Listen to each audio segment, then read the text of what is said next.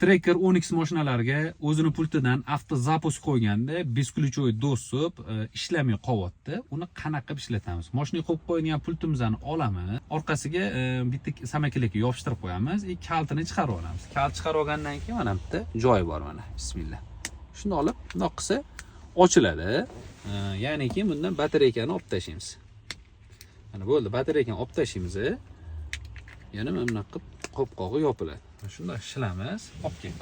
Bitta spesialniy joy bor. O'sha yoqqa shuni olib kelib mana. Shuni yopishtirib qo'yamiz. Barchaga pultimizdan qo'yganimizdan keyin bizda keleskop, ya'ni ki beskluchovoy доступimiz ishlaydi. Biz bunga qo'shimcha masofadan turib bitta bosamiz, sidena podografimiz ishlaydi.